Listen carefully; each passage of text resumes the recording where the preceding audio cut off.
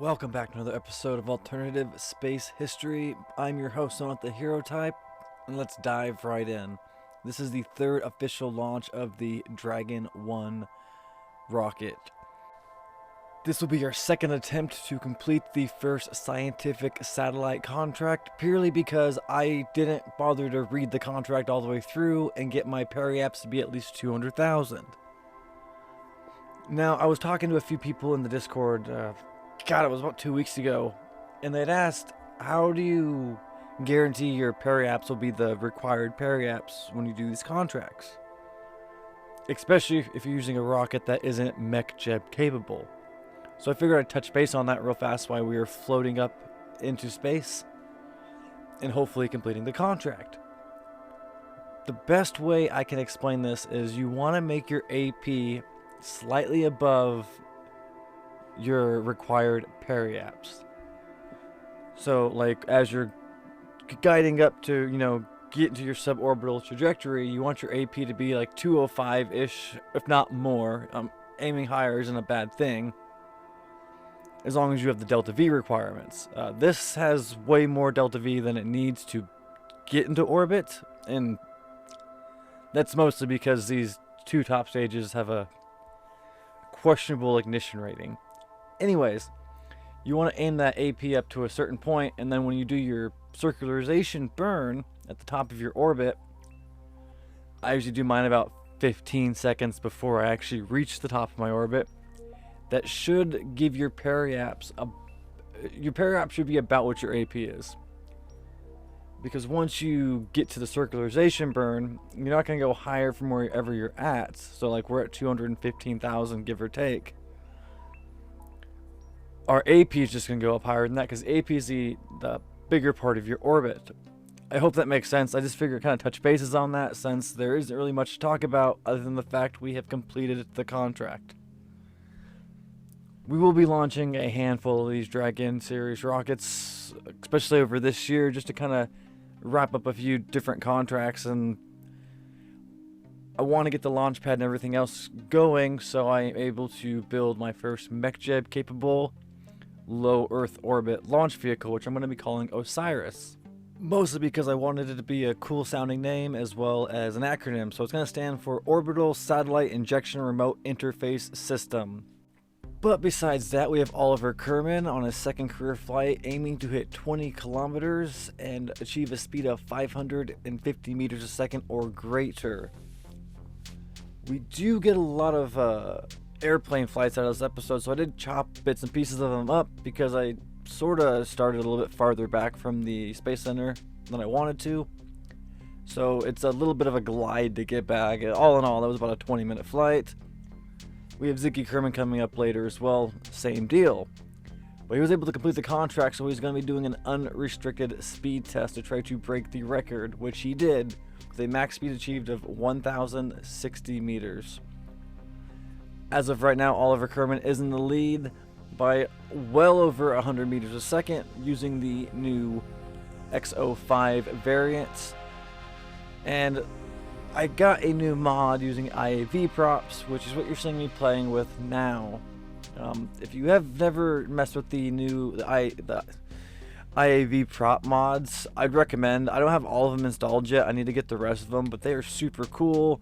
You can actually touch things and these function, and you can move the buttons, and you can actually like pull the throttle level up and down. You can see the fuel and everything. It's super, super cool. Now, my main goal outside of doing a couple of satellite contracts, trying to get those Dragon engines the most data I can so they have a lower fail chance, is to finalize the X05 concept vehicle, which we do make some adjustments to it for reasons that I'll talk about later.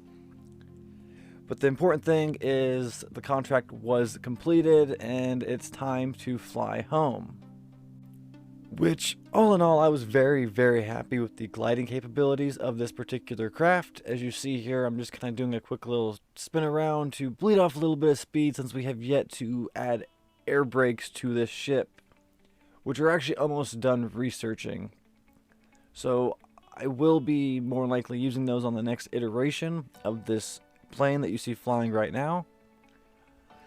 But Oliver is coming in for a landing. He gets a decent lineup, and it looks like this will be the second official landing on the landing strip. Now, between me being a terrible pilot and new to the RO planes, landing on the landing strip has been an issue for me, especially in this playthrough. But I am very happy with how this particular aircraft turned out. It's done a phenomenal job. We got the drag chute issue fixed. It's a sleek look. I do wish I could recolor the cockpit personally. We did come down a little hard and a little bit of a bounce there, but Oliver was able to recover and land safely. But now we're going to go ahead and pop back over to the launch pad to launch yet another Dragon 1 series rocket with that SciSat satellite. This is going to be going for a polar orbit, and this is our first attempt at it. It does require more delta V to do a polar orbit, or a retrograde orbit is even worse, but I had a feeling that this rocket, especially with the upgraded avionics, was capable of achieving a stable polar orbit. I wanted to aim for roughly 300,000 purely because I wanted to make sure this thing had what it takes to do the first solar powered satellite contract, which we'll be attempting here shortly. Now, this satellite that I currently have inside the Dragon 1 launch vehicle is already set to do that solar sat contract, which, again, as I mentioned before, I like to build my satellites and my planes to be able to do multiple contracts, so I don't have to keep going back and editing, or worst case, make very small minor adjustments. But I'm hoping once we get our first launch vehicle built, we'll be able to do, we'll probably be making a couple different variations of the same satellite just for contract based stuff.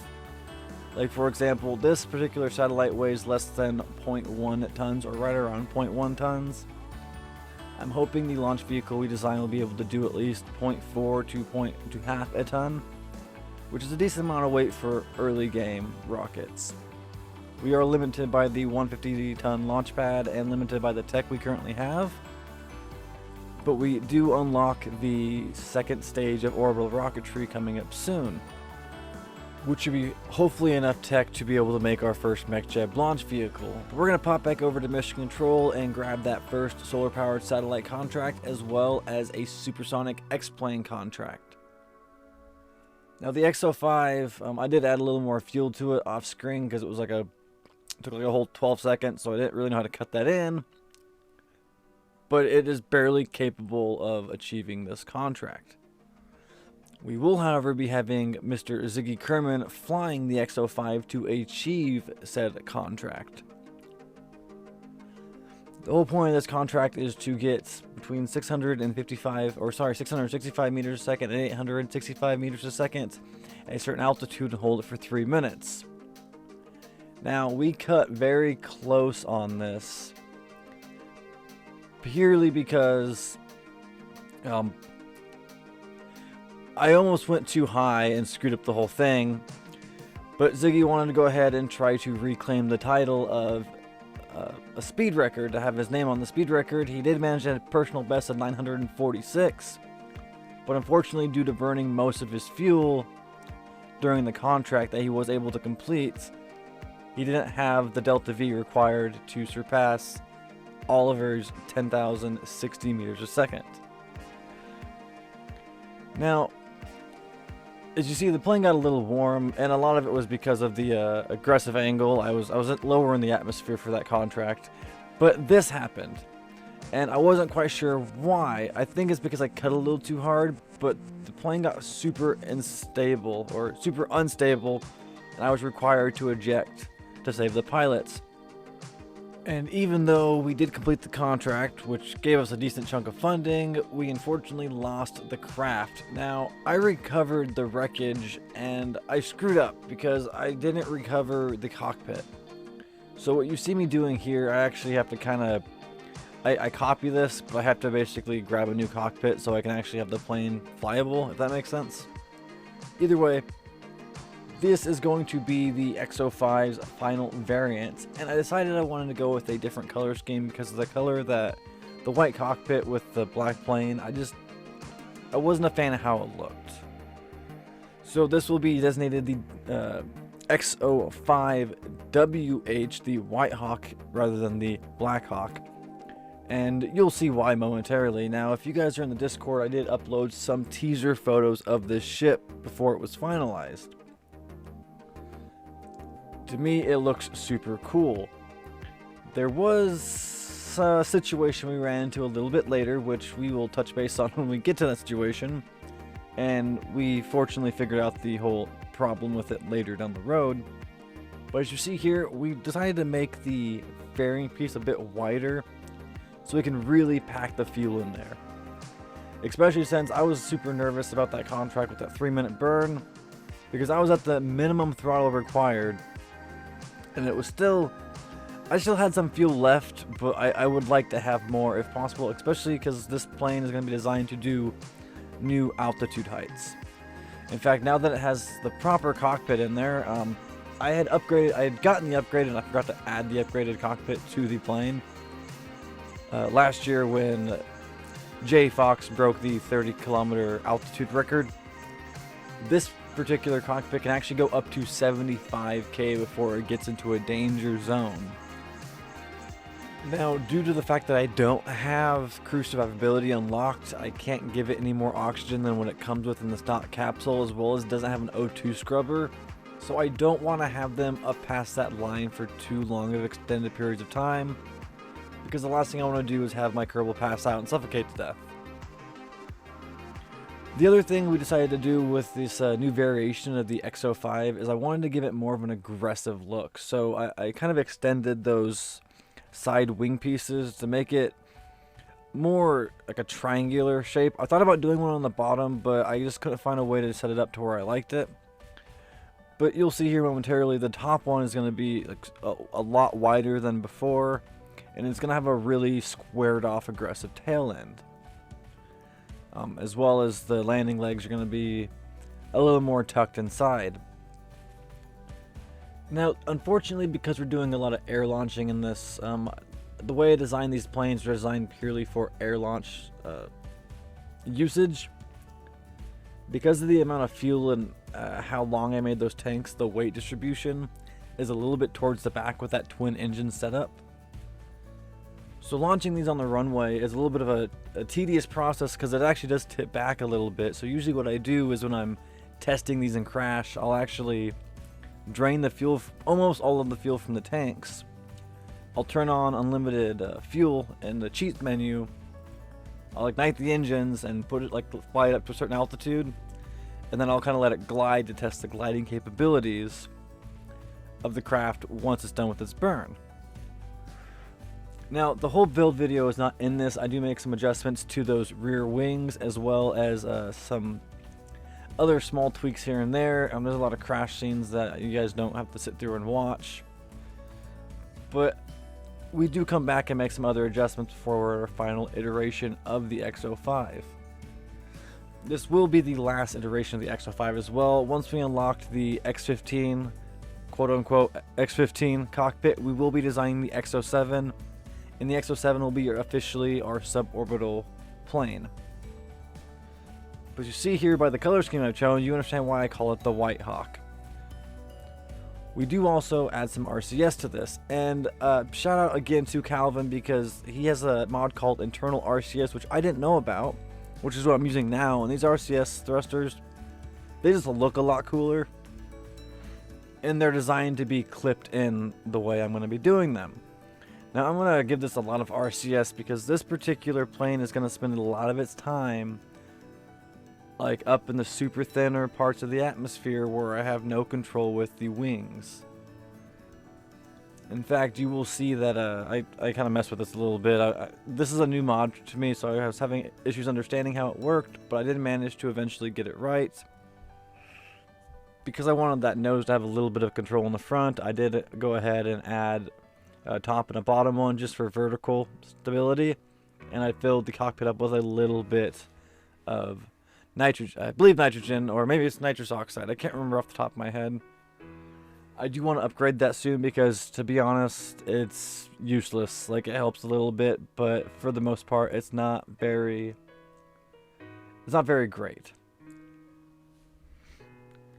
Either ways, now that we got that design, we're going to go ahead and get it on to the launch ship, and we'll have Carnasa Kerman on his second career flight, aiming for a 45-kilometer height attempt, breaking the previous record of like 30.5-ish kilometers set by J. Fox.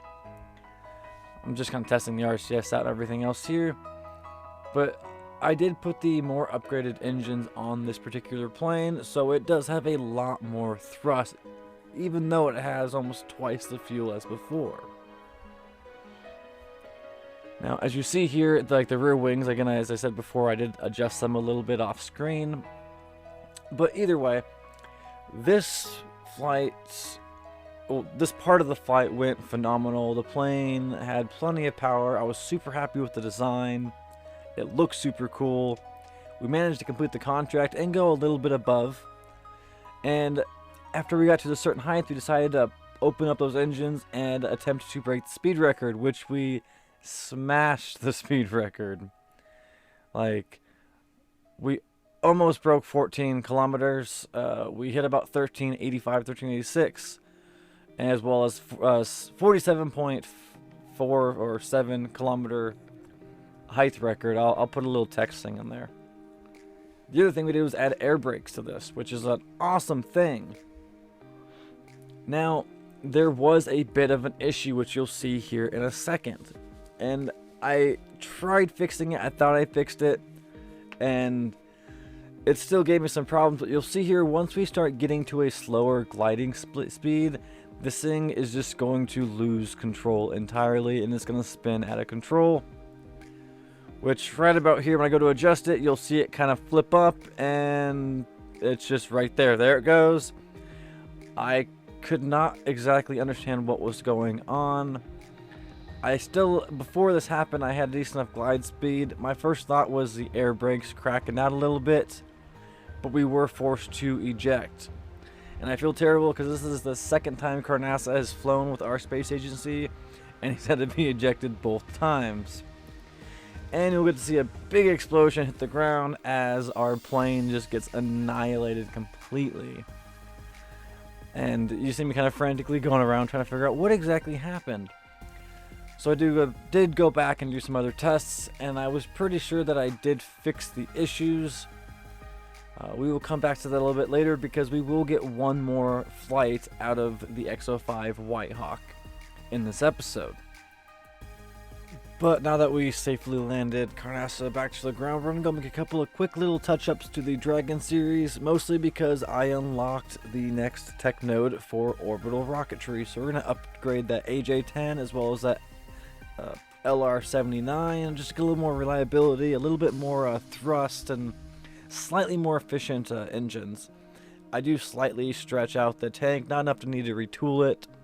Just, I think it gives it like an extra second and a half of burn time for that bottom stage, just to give us a little bit more oomph, I guess. But here's our 6th launch of the Dragon 1.5 for the first attempt at a first solar-powered satellite. We managed to get the scientific satellite and the first polar orbit done, so now we're going to aim for the first solar rocket. We'll probably attempt to do a couple of more contracts with the Dragon 1 before we build the O.S.I.R.I.S. I haven't quite decided just yet. Either way, this launch started off very, very well. Like, I was super happy with it. The LR-79 did perform really well. I was happy with the new thrust to weight ratio I got out of upgrading the engine. The fairing separation was good, and little spoiler alert, the AJ-10 does ignite. One of the SRBs didn't, but overall the main part of it did ignite, except we had a power loss on the AJ-10, and I was worried it was going to prevent us from being able to get a proper orbit at the 300 kilometer mark that's required for this contract. Now again, I did kind of cut out bits and pieces of this because you've seen the Dragon 1 launch a few times, so I just cut out like little itty bitty spots just to kind of speed it up. This video is already pretty long as is. Even though we had that minor power loss, I was still determined to try and get this thing into orbit. We had enough thrust to weight. The burn time should have been enough to complete it, but as you can see here, I don't think we'll be able to quite make it. The aerobee stage does ignite just fine, and we are going to go ahead and burn through this entire tank that we have on here. But unfortunately, even though we managed to get into orbit, a very unfortunate thing happens. And well, we missed it by 5,000 meters, which sucks. Anyways, Launch 7, the X05 Whitehawk number 2, being flown by J. Fox Kerman, is going to attempt to reach 700 meters a second and hit 28 kilometers, which I know this plane can easily achieve. So we're more or less just doing this for the funding and to give me a reason to launch another airplane. I don't really like launching this thing without a contract in mind because it's kind of... you're risking a pilot and risking blowing up the plane for nothing. So I wanted to have a reason to do this, which is pretty much why I've been just doing singular contracts. I mean, we did get a couple of milestone contracts off of Carnasa's launch before the whole issue, but after the minor adjustments I made after rebuilding this plane, it did seem to work a little bit better. The drag was increased slightly purely because I lightly extended the wings, hoping that would fix the spin out of control problem, and then this happened. Again, spun wildly out of control for no reason. I was starting to think maybe it was some kind of glitch I was experiencing. I tried a couple different ways to fix this, but unfortunately we were required to once again eject the cockpit from the plane to save the pilot. As you saw up in the corner, I was turning the atmospheric autopilot on and off, which is pretty much required to fly an airplane in RO. It's just required. Like, it doesn't do anything but basically act like an SAS and keep your plane stable. But as you see here, we were able to successfully bring Mr. Fox back down, and he was able to survive the flight. And this was the issue right here. When I extended those wings, I offset the center of lift and I put it too far forward, which was why we were spiraling out of control. I didn't bother to check that when I reassembled this plane. I make sub-assemblies of all of my bases, so I just have to put the cockpit down and then go ahead and slap the sub-assembly on there and then make sure it all looks good, and then I start building it rather than redesigning the plane each time or loading it each time. Either way, this is launch 8 and our final launch of the year, our second attempt at the first solar power satellite. The ignition failure rates and just overall performance of the AJ-10 has gotten a bit higher by this point, but it still has been making me nervous. It is definitely the weak spot of our rocket. The LR-89 has I want to say it's only like a 7% chance at this point to not finish this burn, and since I don't hate myself, I don't have launch pad failures turned on, because it's just, you have to roll it back, and it's time consuming. It's easy to deal with, but it's time consuming. Either way, the AJ-10 stage ignited with 0 issues, and it looks like it's going to burn all the way. Nice little slow motion bearing separation there, since I've yet to actually do that with the Dragon 1. Well, not slow motion, it's just real time. Either way, the AJ-10 successfully did its entire burn, and the aerobee was successful in igniting itself. And it looks like we'll be able to complete the contract in our last launch of the year, which spoiler alert, we do. So all that's left to do is take a couple of really cool scenic shots of this satellite flying around Earth with that beautiful skybox, and call it a flight. 328.5 kilometers above the surface, more than enough to complete that contract. But at that point, this is the end of the episode. I'd like to thank you guys again for stopping by. I hope you enjoy them. Don't forget to check out the Discord. And, well, yeah, I'll let you guys go. And I hope I see you guys in the next year, the year 1956.